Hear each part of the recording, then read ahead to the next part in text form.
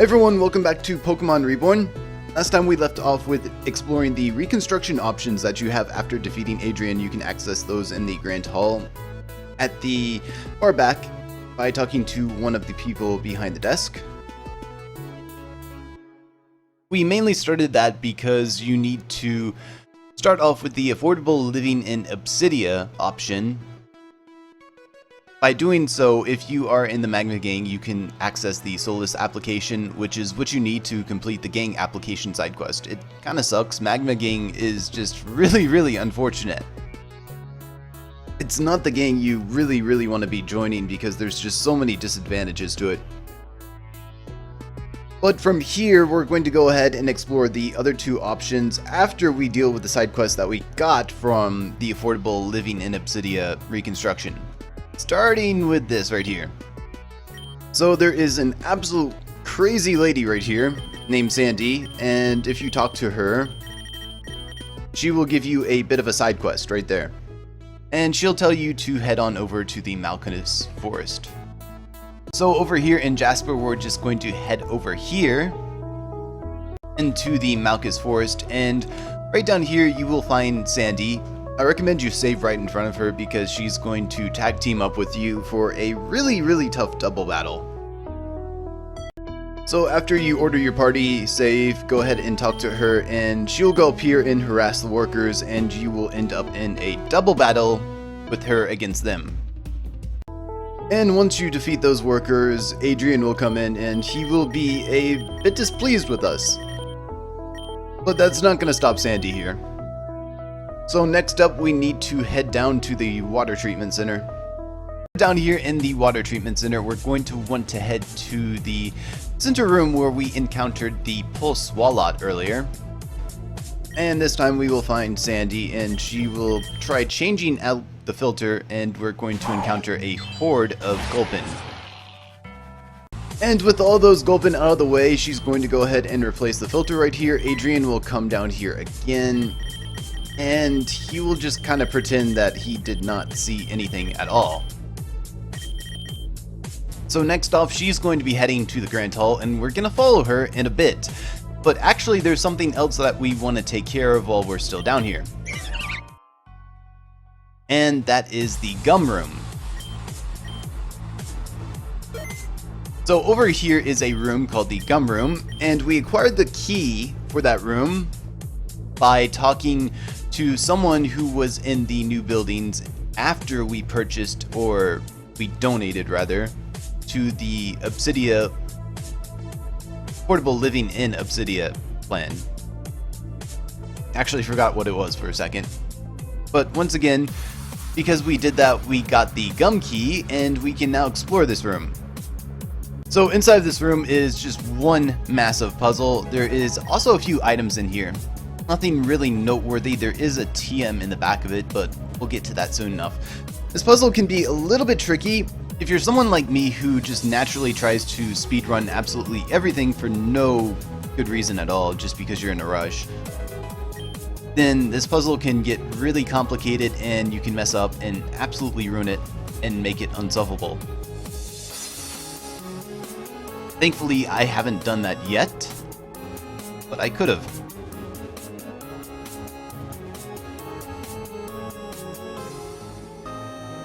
So far everything's good, and down here should be one of the notable items.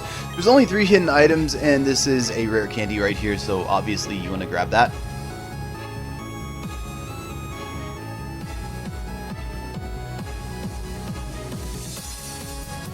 I also want to push this down here. A large part of this puzzle is just kind of planning things out. There are certain pieces that if you push them into their places too soon, then this puzzle will become unsolvable.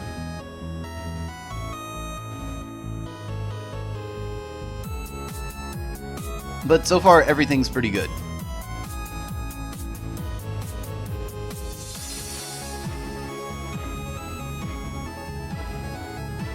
This piece over here is a piece that you really want to think about when you're about to push it into its place over here. Mainly because once you push this into its place, you can no longer push this piece that I'm facing towards down into its place. And the same goes for the next piece that we're about to push over, which is this one.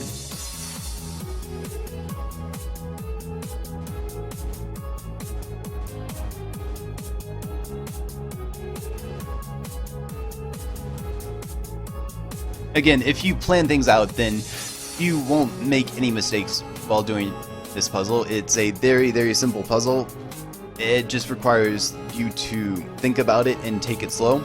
Over here is the TM for Taunt, which is really, really nice because when you think about it, we haven't had access to that TM for quite a while.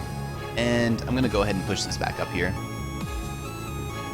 So I kind of need to close this area off, and in order to do so, I need to make sure that I can sort of get back to this area over here.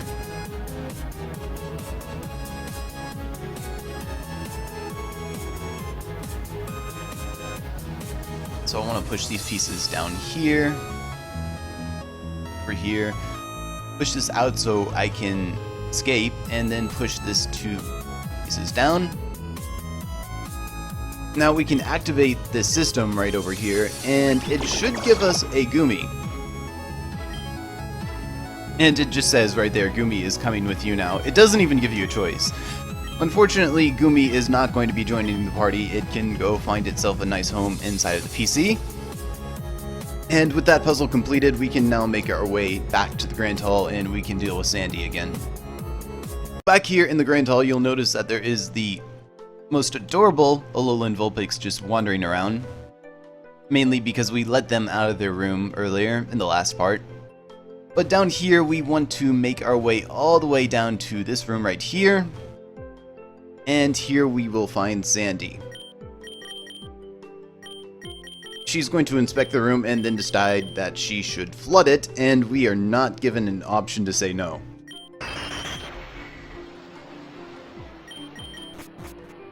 And once again, upon leaving, Adrienn will find us and he'll just kind of pretend that he didn't see anything.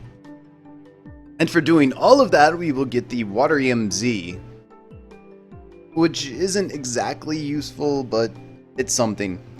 We still don't have the Z-Power ring yet, and we can't get it yet, so I really wouldn't worry about that. But that's basically everything that you can grab if you choose to do the affordable living and Obsidia donations, and next up we're going to move on to the other 2 projects.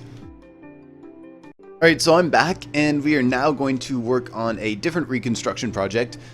I didn't mention this earlier, but you can only work on 1 reconstruction project after you defeat Adrienn. You can work on them all eventually within the current episode. However, you can only access 1 after you defeat Adrienn. The next one you can access after you defeat the next 2 gym leaders, and the next one I believe is after the current story progress that we have at the end of episode 18. So this time we're going to take on the Azurine Nature Center.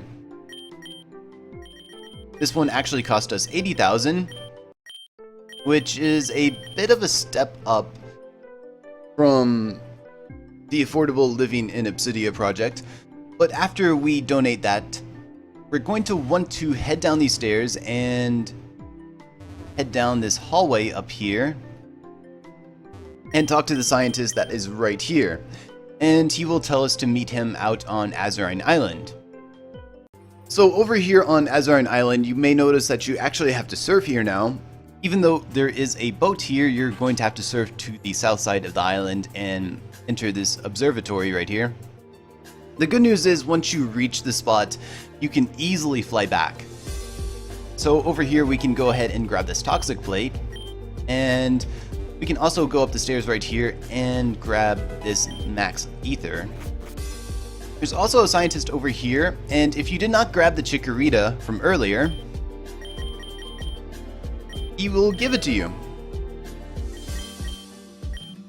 So I'm going to go ahead and send that to my PC right there. Next up, we can come down here and talk to this lady right here, and she will ask for certain Pokemon. So she wants a pair of Laurentiis, and she also wants a pair of Simisage. I actually already have these. I caught them in my shared PC. And oops, the Chikorita accidentally got into my shared PC as well. But right here I have my Simisage in my male and female, and I also have my male and female Laurentiis right here. Laurentiis evolves at level 34 during the daytime, and Simisage evolves from Pansage with a Leaf Stone. They give you 2 Leaf Stones for this project. So you can find the Laurentiis in the Malkus Forest, and you can find the Pansage in the Rhodocrine Jungle. I believe that's how you say it. Maybe not. I recommend that you only find one, and then you just breed the other, because they are both pretty rare. You will find the Pansage, but you will actually be able to straight up find the Laurentiis in the Malkus Forest, which is really, really nice. Something else I noticed is while I was breeding the Pansage, I realized that the rate for female Pansage is actually very, very low. I believe this is because Pansage is actually supposed to sort of be like a counterpart to the Unova starters, so they kind of share the starters' low rate of females, which is really unfortunate. I'm just going to deposit all of these guys into the PC for now, and we're going to go over here and give this lady exactly what she wants.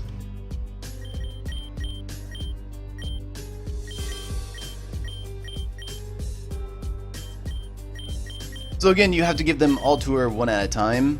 Really annoying.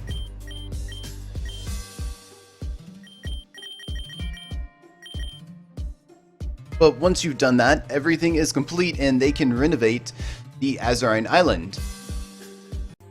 We can go ahead and pick up our reward at the Grand Hall. However, if you come out here, the island hasn't really changed that much. However, what you'll notice is that you can run around in the wild grass now, and you have a chance of encountering Pinsir, Heracross, and even Bulbasaur. So something else we can do down here is if we decide to change the time to night, which I can do with my weather mod right here, we can then enter the building and leave the building to reset it, and we can talk to this NPC over here, and by giving her a Delibird, she will give us an egg for a Chimchar, which can really come in handy. We've gotten most of the starter Pokemon at this point. So anyways, I'm going to go ahead and head back to the Grand Hall, and we're going to collect our reward.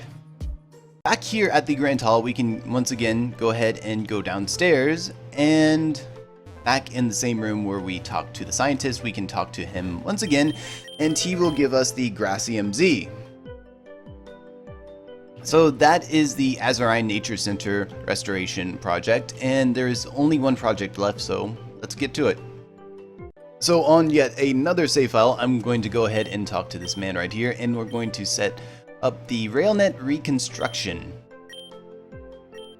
This one costs the most out of all of them, which is 100,000 PokeDollars compared to the 80,000 and 60,000 that we spent earlier. But this one is actually pretty nice because there's nothing we actually have to do.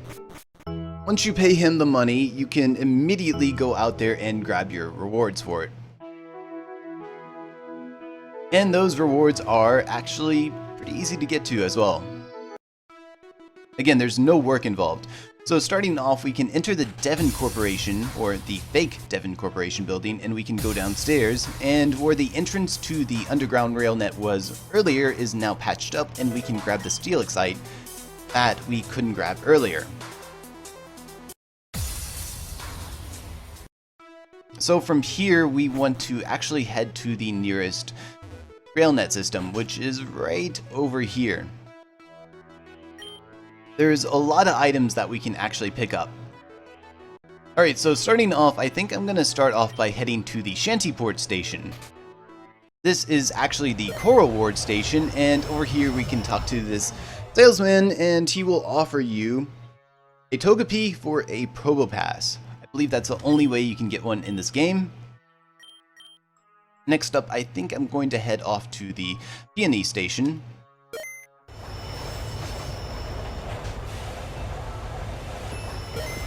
So down here you can actually find this man right here, and he will offer to turn shell salt and shell shells into shell bells, which is actually pretty nice. It's basically an item where you will recover health by dealing damage to your opponent. It's not really too terribly useful, but there is one gimmick that you can run on it, which is a level 1 sturdy Aron using Endeavor. A lot of variations of that gimmick, and we'll actually encounter a trainer who tries to use it on us later on. But the concept of it is basically your Aron has sturdy, so it will always live every hit, and Endeavor will bring the opponent down to 1 HP, and you will regain all of your health by using the Shell Bell. Anyways, from there we want to head on over to the Kingsbury Station, I believe this time. So over here we'll find this girl, and if you talk to her you can acquire a weakness policy. And the final station that we want to go ahead and visit is going to be the Sunset Station. We don't actually have to visit this, we could have just flown to the Peridot Ward, but I figure it is a nice change of pace. So we want to follow the tracks, and we want to follow them all the way into the old Railnet, or sort of the entrance to the old Railnet. The police officer right there will not allow us to enter. But down here we can find the Iron Plate and the Assault Vest, which are really nice items. Something else you can also find here is a department store sticker. The reason you would receive this now is if you did not rescue the boyfriend that was in the underground Railnet. If you rescued him, he would give you a department store sticker. If you did not rescue him, instead you can claim it here at the Lost and Found, which is pretty nice, so you don't actually miss out on content, except you could have gotten it a little bit earlier. I think that's going to be everything for this part. Thanks for watching, everyone. I hope it helps. It's really complicated, but I wanted to get this out of the way. I kind of wanted to put this all in one episode so it's very easy to find. So thanks for watching again, and I'll catch you guys later.